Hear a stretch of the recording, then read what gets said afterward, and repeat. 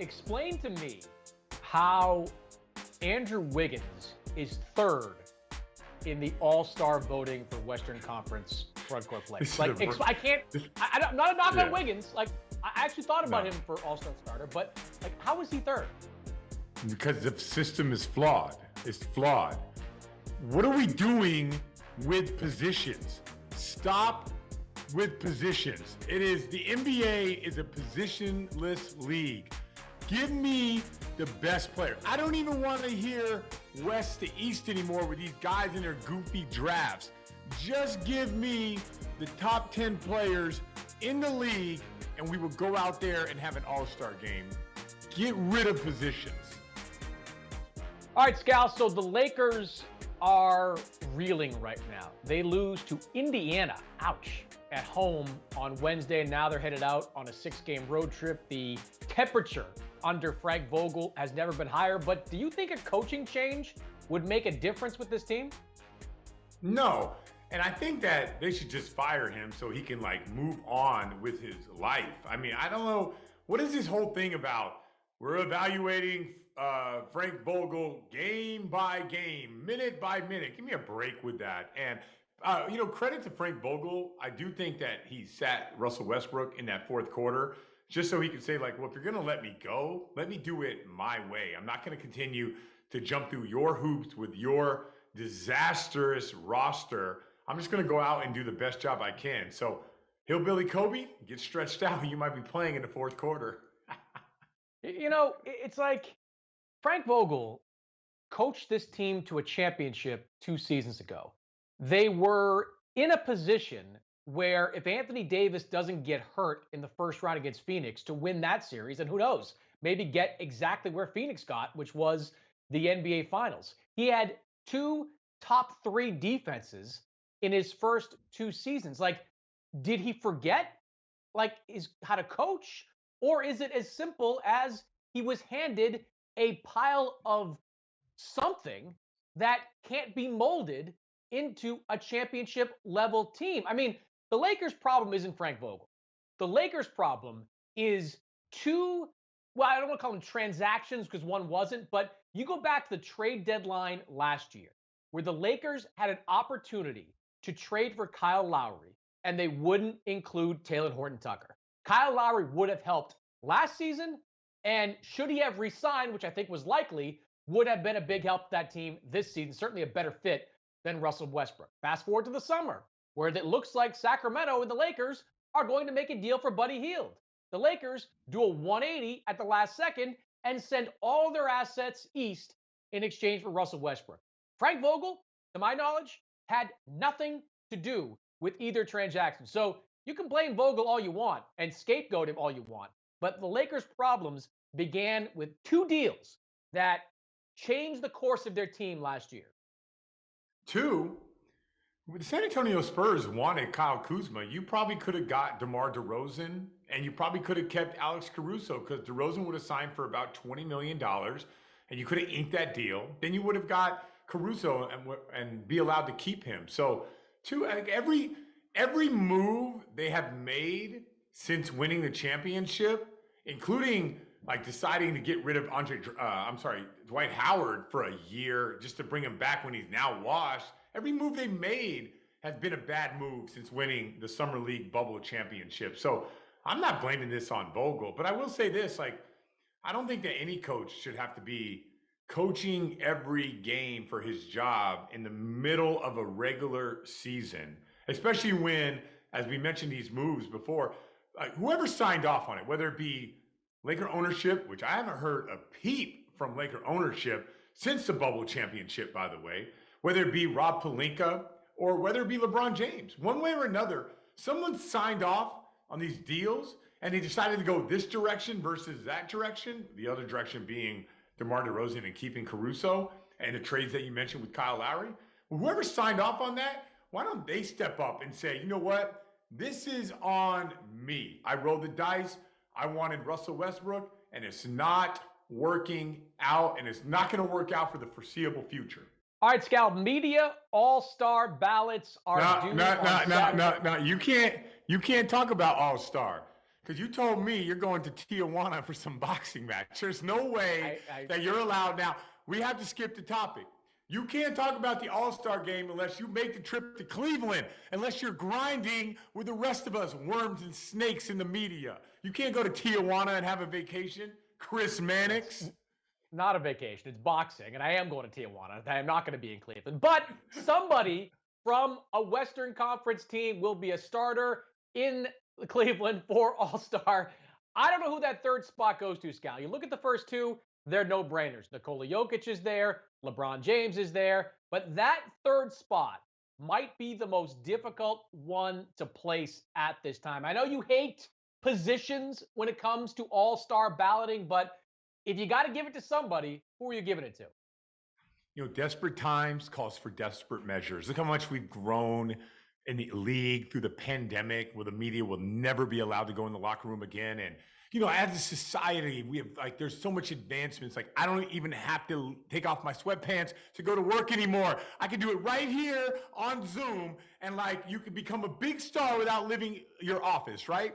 So how about this? I am not going to give you the third front court player because I am canceling positions. I'm canceling all positions out there, and we are going positionless. Adam Silver, it is time to step up. Be the leader you need to be and get rid of positions in the All-Star game. Matter of fact, get rid of West, get rid of East. I just want the 10 best players as they go and they pick their silly teams, and we don't need West or East anymore.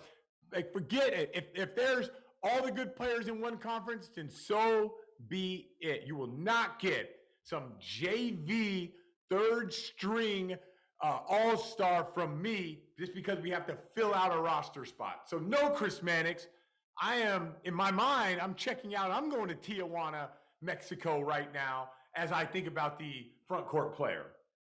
Okay, just one thing. To be clear, Tijuana is not Cancun or Cabo, so let's not act like it's this vacation destination that I might be going to. Number two, you didn't answer the question, and you got to answer the question. I'm not answering. Because, well, I'm going to answer it then, because I'm going to use this opportunity to give Rudy Gobert some love in that third spot. I want 2 7-footers in that Western Conference starting lineup. You look at the numbers that Gobert is putting up this season, Scal. Top 3 in win shares, top 3 in defensive win shares. He is leading the NBA in field goal percentage at over 70%. He is leading the NBA in rebounding. If the season ended this week, Gobert would be the only player, the first player in NBA history to average 15 points, 15 rebounds, and shoot better than 70% from the floor. And you want to, kind of gauge his value in a different way.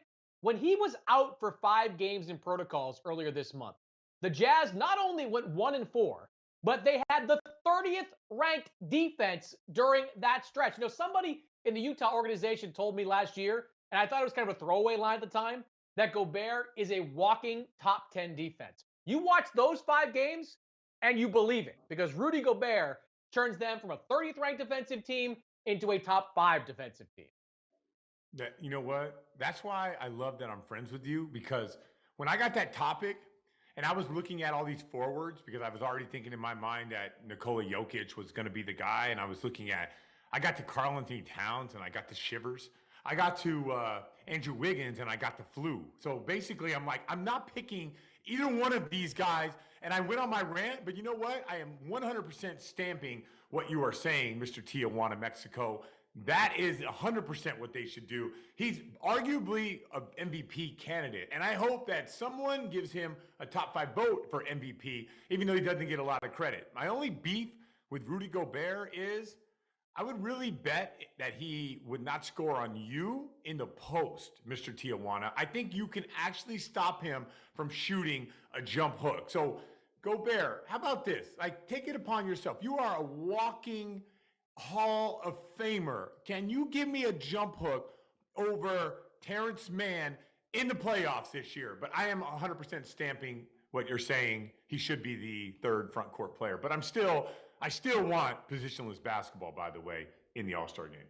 So, Scal, you take a look at the Eastern Conference playoff standings right now, and right there in the middle, just a few games back of the top overall seed in the Eastern Conference is my Cleveland Cavaliers. The Cavs have been one of the best stories in the NBA this season. Darius Garland is a candidate for All-Star.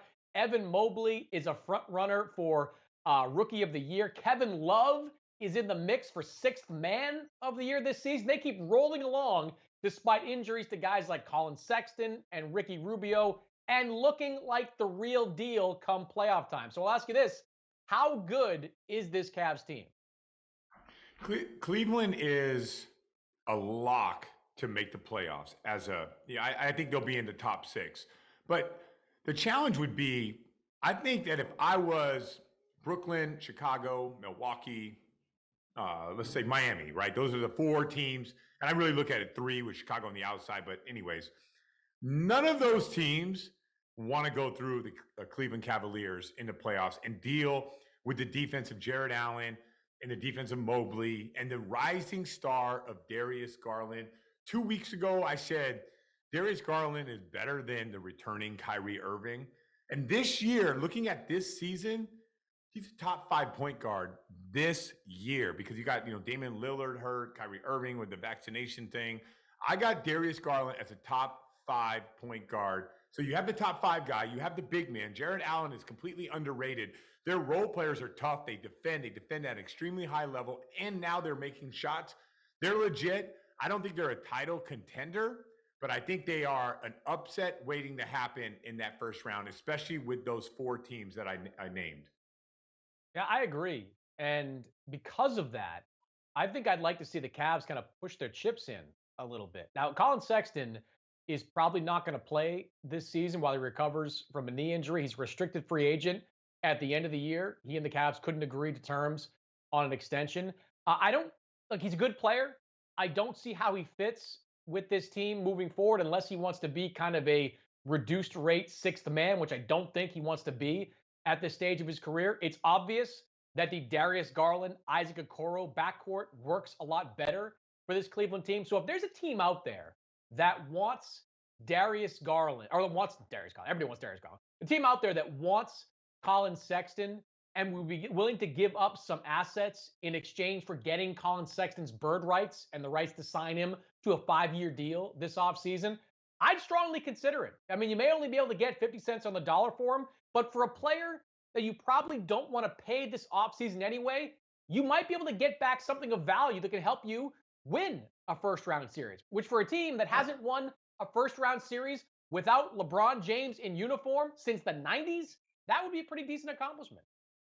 All right, so let me ask you this so one thing you have to look at, so I agree, right? Like, is there a chance? Now, do you know Colin Sexton or know of Colin Sexton, the way that he looks at himself and the way that he's almost got a little bit of Reggie Jackson in Oklahoma City in him, where he kind of thinks like, I know that you guys got Russell Westbrook and KD out here, but I'm really the show and I'm really the best player out here, right? So he has a little bit of that in him. So let me just throw a what if out there. What if there was a chance for the Cavs to get him? So instead of $20 million, you can get Colin Sexton for $9 million coming off the injury. Not a lot of value right now. Like maybe other teams aren't really that interested in him. I'm just playing devil's advocate right here for a second because it's going to lead to my next question. Would you sign him for like a 2-year, $18 million deal, like $9 million a year, if you think you can get him back and sort of hold him accountable as being like the second or third option?